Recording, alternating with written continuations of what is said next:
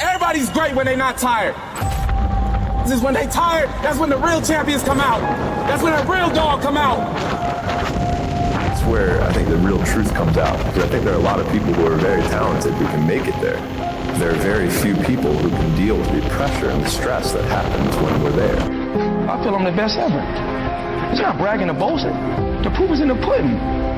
In my mind, I'm always the best. I am the greatest fighter of all time. And when I hit you with a hard right hand, you will fall. You're gonna win tomorrow. You're gonna win right now. If you're passionate about what you're doing, keep going, keep believing, reach for the stars. Everything is always impossible until someone does it. Maybe it has never been done before. That's perfectly fine with me. But I'm gonna do it. Never say never. Because limits, like fears, are often just an illusion. Hungry dogs run fast. And let the big dogs eat. If you look at the greats in any walk of life, the greats do things when they don't always want to. And that's the separation. It means you have to be more disciplined than not disciplined. I wanted to be the best I could be, period. I was waiting for you to smile at some of the compliments. You didn't. Smiling doesn't win you gold medals. I'm too fast, I'm too skillful, and I'm going to show everybody out there watching the show and the whole world, and the world will bow and admit that I am the greatest of all time when you see what I do to George Foreman. I believe that whatever I put my mind to, and if I was willing to make sacrifices and I was dedicated, that I could achieve absolutely anything.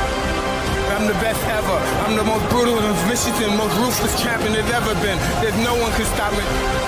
I'd like to take this chance to apologize to absolutely nobody. Maybe someone's don't like me because maybe I'm too good.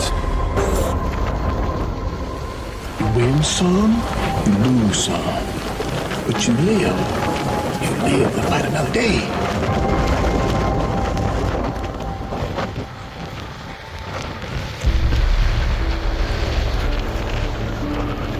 And I've always believed like I'm the Michael Jordan of this industry. When I'm on the air, I'm the one that will make you want to hear from me. I don't care who I'm on the air with. I don't care who it is. It does not matter to me. By the time I finish speaking, I am the one that you're going to want to listen to. That's my attitude. If this requires 100%, and you give me 99, I might want that. Because I'm about getting the job done. Sure. It's about the results. And I think that, unfortunately, when we look at our generation today, not enough people preach about that. Because I think that we live in a society where people have become masters of pointing the finger at other people as to reasons why things don't get done. I think there's too much explanation that goes on.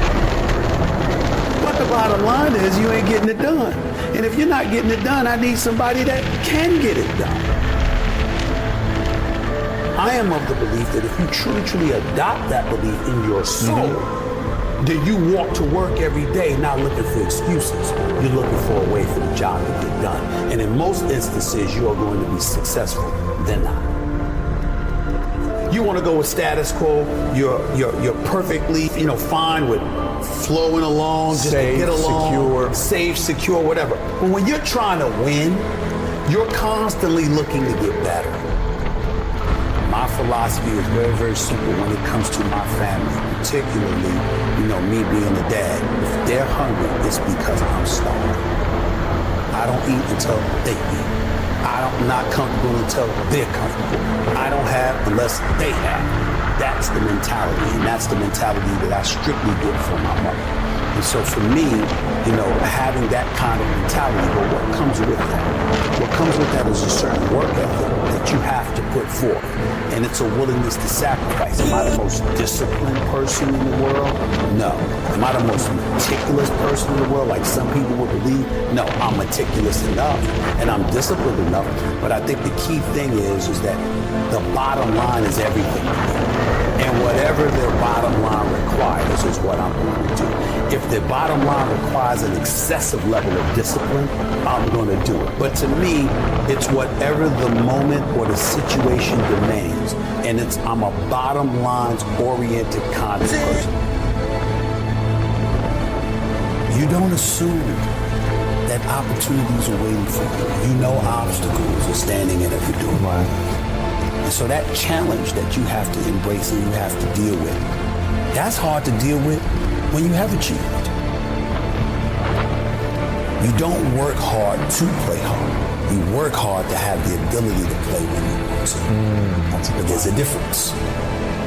You handle your responsibilities first. And when you work hard and you have that sense of pride, it goes right out the window if you utilize your efforts in the wrong fashion. But when you do what's right, and it's based off of that effort that you put in, then you feel good about it because you took care of your responsibilities. Then you can go play. And I was not always confident. There's no doubt about that. I've always had my insecurities. What I firmly believed in was, as it pertained to me, was that I always worked hard. I was never lazy. I was always somebody that believed in hard work. Betting on yourself is believing in you. Knowing who you are, what you're worth. Having an idea about it anyway. And willing to work towards that, to validate that reality. That's betting on yourself. It's your job. And if you can't do it, you scratch, claw, and even die trying.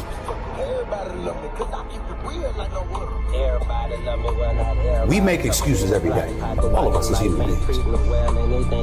On far more occasions than not, I have to speak on the issue of accountability as it pertains to the entire sports world. And when it comes to the issue of accountability, I get all of that from